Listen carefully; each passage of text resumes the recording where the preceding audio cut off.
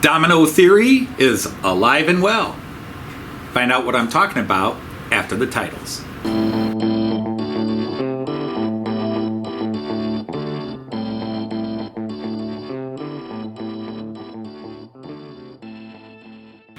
Hey everybody, Anthony Dodge, Mile Train Outsider, the Miracle Outsider, Knight of the Rhomboid Table, and apparently I'm also Mark from Dunnacle Dad Railway. Oh, sorry. No, I'm not. The accent gives it away. Anyhow, in my last video, and before I go any further, if you're new to the channel or you joined this channel because of my last video where I installed the double slips, please don't assume that's how this channel goes. It's very rare that I actually do any kind of working and model train true related video. Usually it's just silly comedy stuff and occasional, hey, look at the new train I got videos. So if you didn't check out the channel and you thought, oh, hey, I like that video, those are few and far between, although this is going to follow up with it. So anyhow, I put those double slips in. So here's the situation. They're working wonderfully. I'm happy I did it. Aesthetically, they're great. I never had derailing issues, but it could lead to. I did have, on occasion, certain long cars that did. But anyhow, there's this thing we call the domino theory. But it's basically when you start working on one problem, other problems, get set off. It's a domino. You worked on this, but now that you've fixed this, it sets off the next issue you've got to work on. All right, so nothing was ever a problem. It was pure aesthetics, beauty, cleanness. But here is a practical issue. When I put those double slips in, I took out a bunch of right-hand turns and replaced them with the equivalent in double slips of left-hand turns.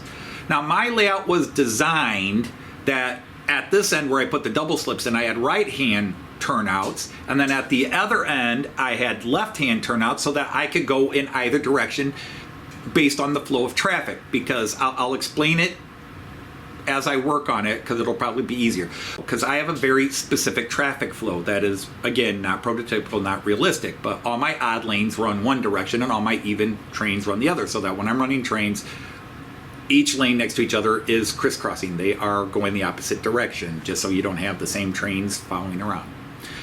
So when I took out those right-hand turns and replaced them with the equivalent of left-hand flowing double slips, it created a little bit of an issue, specifically with my long freight trains, which is, it used to be very easy to get them out from the parking area, the Bremen Parking area, circle them around, they'd come around, and again, I'll show pictures and in the video, I'll try to demonstrate it, and then they could go straight out to 5, but to come back was a little bit of an effort. I either have to take the locomotive off by hand, put it at the other end, and then run it back through, or I often would just move it by hand using a re-railer and put it back in the parking area. I'd pull it up next to me here and then just car by car put it so I could park it, because long freight trains don't go backwards very well. So I either take off the locomotive, put it at the other end, and then run it back through and into the parking area, or I do it by hand. It's just whichever felt easiest that day.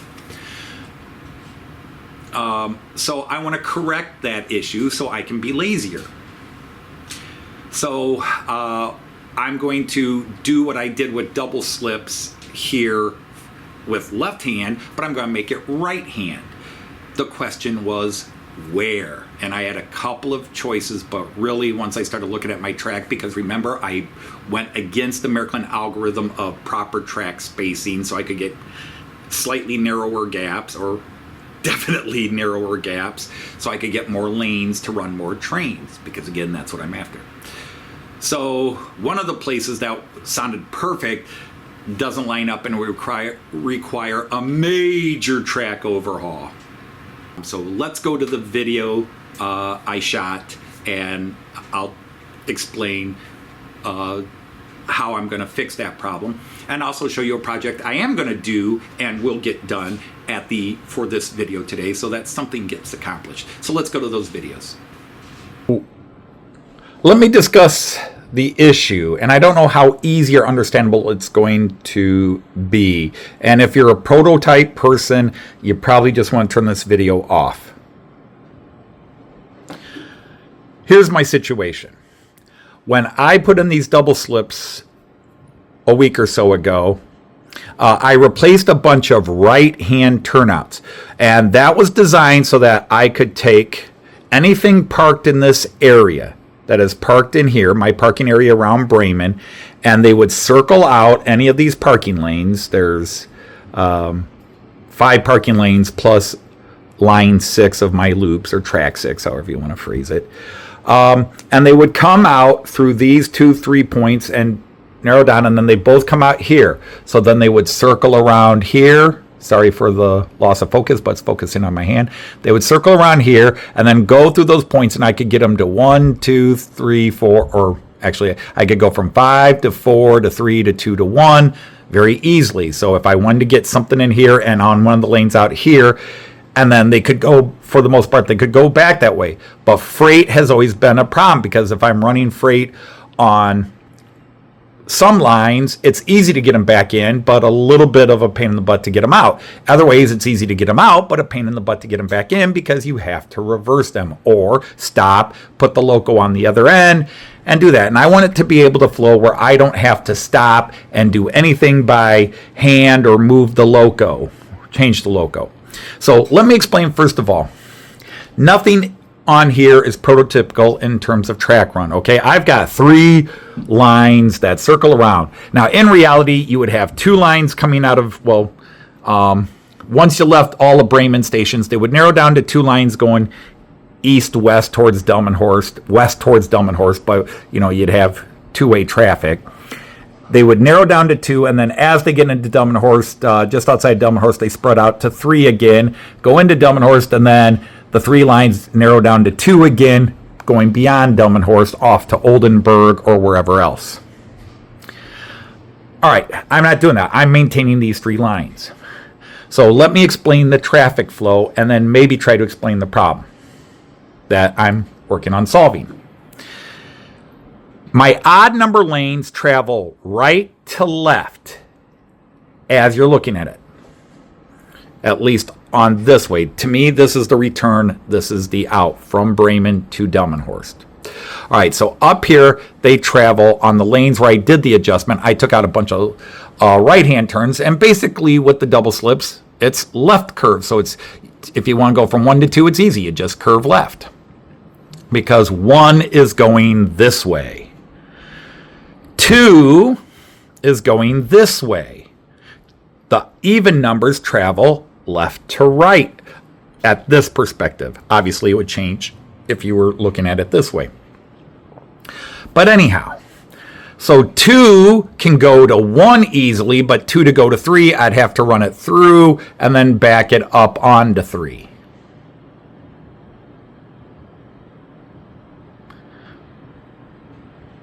That's not a big deal when you're running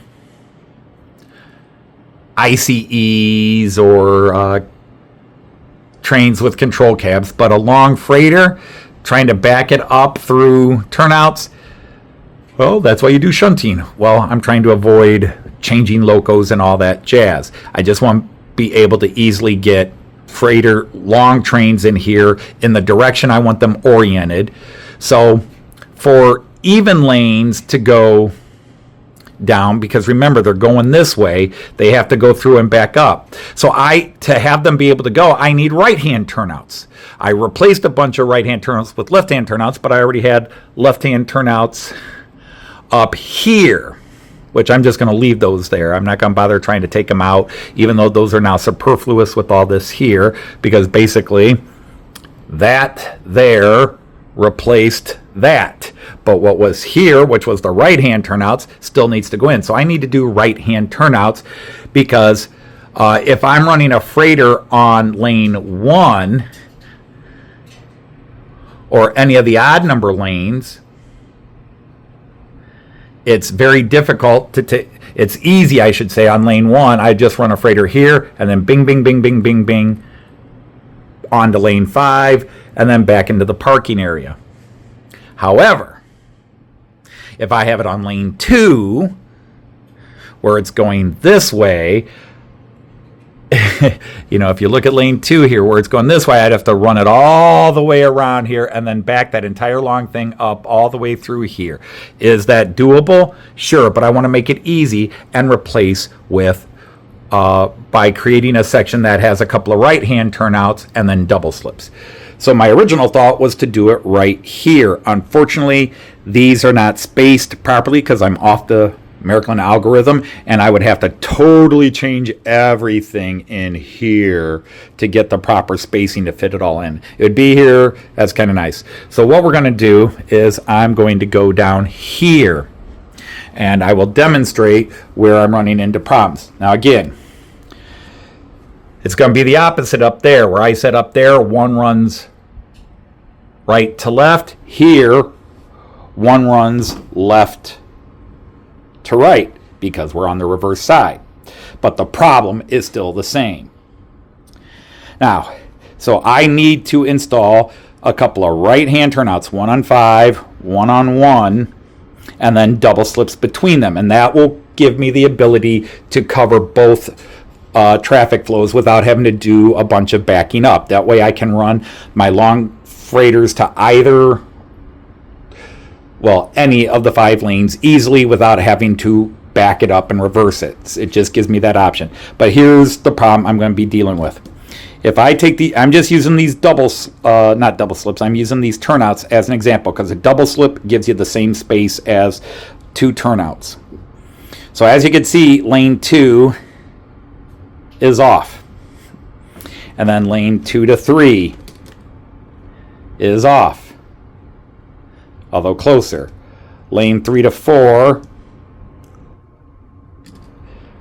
still a bit off.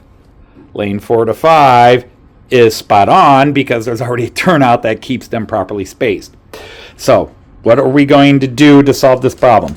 Well, I'm going to put my first right-hand turnout here in this area, give a little bit of a straight, and then let the right hand, then double slip, double slip, double slip, right hand turnout. This is coming out, and this is coming out. And so what's going to happen is everything beginning with lane 2 is going to get pushed that way. How am I going to adjust for that? Well, I'm going to have to be taking track up here, and I'm going to have to shorten these runs here. That way I don't have to change any of the spacing here, which would be a major overhaul. I just shorten how far they're coming in here to balance this all out. And also I'll have to do the same thing on this side. That's why all the Bremen platforms are now out, because I know I'm going to have to do the same amount of shortening on this side as that side. So that's going to be a major project. That is going to be a major project. But it's going to start with a simple one, which I'm going to work on today, even though this will get changed when I finally go to this. But until I can order, which will be a couple of weeks, until I can order, I need lots of double slips, and they are $60 to $70 each. Then I also need to order the decoders that would go with them. And I've got 3 motors, and I'm going to need 2 more motors, 5 decoders, 3 double slips. This is getting to be an expensive order. But the first thing we're going to do is to eliminate this.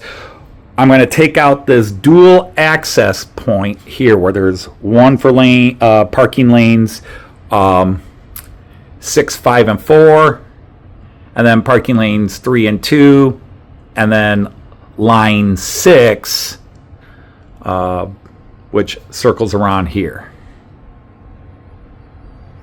Although there's a part of me that may just decide I'm tired of messing with that and just do 5 lanes and get rid of this loop and just turn this into another parking lane and just have it come all the way down here and open the space up. But what we're going to do is I'm going to get rid of both these double slips I'm going to get rid of these 2 turnouts, a left hand and a right hand. And this is going to go in here. This left-hand turnout's going to go there, and it's perfect because that's a 188 right here, and this is a 188 length. This is going to go in here, and then this will still lead to that, and then this will connect to this to go into that one. And then when I have to adjust everything up a bit, I will take care of those adjustments through here. But that'll at least allow me to get started. And then I just put a regular 188 straight here and a 188 straight here where I took these two out. So that is what we're looking at long term. So, but I can do this today, and I probably won't take these out. I won't take these out because I'll still need them, because I won't be able to do this rearrangement until I can order everything. And I've got at least a week before I can order it. And then it'll take a week for me to get all the parts, unless I were to drive up to East Cleveland and see if they have any of the double slips there. And I don't know how much of the modern, I know he does sell C-Track, so he might have some, and that would save me a little time, although I'd pay more money. If I order from Lipa, I'll pay a lot less money. So that's the situation. So I'm going to go ahead and see if I can do this, and then I will stop and show progress. All right, so see, real simple and quick. Took out this 188 that was there and put this in. So now I'm going to take this out, put this 188 there, and then I'm going to have to figure out the geometry to get this from here to here, because I don't think they line up exactly straight. So I'll have to, I've got curves here, so I will have to maybe go with a narrower curve, which would be shorter. So once I take these out, I'll know what radius they are. I do have a short piece in here, but I don't think that factors into anything. But maybe I can fudge it and get from here, this point to, from this point here, I'm pointing at the wrong shorty, from this point here to here, just by angling the track a bit for now, because eventually I am going to have to shorten it that way anyhow. But at least for now I can do this step. So I just took that right hand turnout out, and I'm going to slide this 188 in here. I'm going to leave this turnout in for now because that's still my access from 5 to 4, and I'll need that for any running sessions where I'm going to pull trains out of this area. I mean, I could take it out now and just say I'm not going to move any trains in and out, but I always like to run a freighter in my live streams. So it's parked for now, and I might decide I want to run my Czech Railjet in a live stream. So we'll do that. So I'm going to put this guy in, and then I will start taking this stuff out and see if it lines up over here. Okay, so I took out that straight, and I took out obviously the curve that ran into here, and there was a 64. This is a 64 millimeter piece, part of the Merklin algorithm. So what I need to do is measure this distance from here to here in millimeters and figure out what combination of Merklin pieces will best fill this gap. And usually you can get it to 1 or 2 centimeters, and you can always gain that centimeter by bending the track just a little, wiggling it just a bit. So I think I can go straight from here to here. I think it lines up close enough. I should be able to do it. It's just get this measurement. Unfortunately, my ruler with metric only goes so far, but I'll get a rough estimate here and come back. So the rough estimate is that it is 440 millimeters across. So what is the best way to get 440 with the metric geometry of Merklin? Remember, if you don't know, Merklin has 4 short sizes, 64, 71, 77, and 94. And then you have the 2 primaries, 172 and 188, which add up to 360. And then you have 229 and 236, and then 360 for your straights. So I will have to keep mixing and matching until I find what comes closest.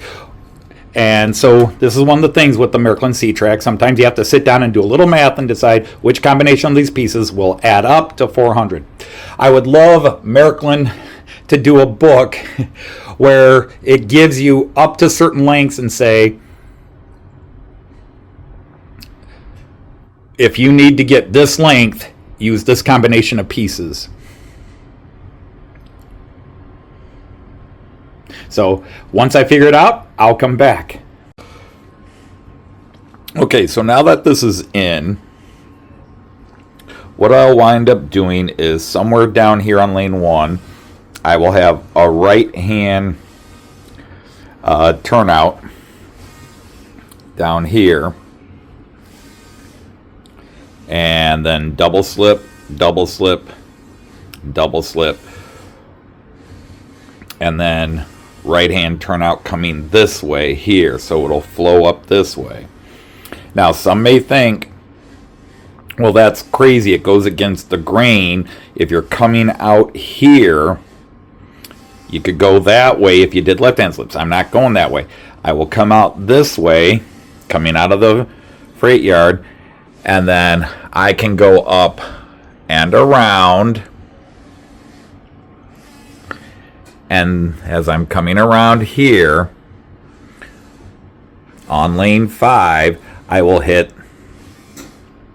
the right hand turnout that's over here, and then down, down, down, down, down, down to this right hand turnout, and that will allow me access to lanes 4, 3, 2, 1, and then ending around here. So coming around, so somewhere in here, right hand turnout, and then down, down, down, down, down, or up, up, up, up, up to lane 1 here.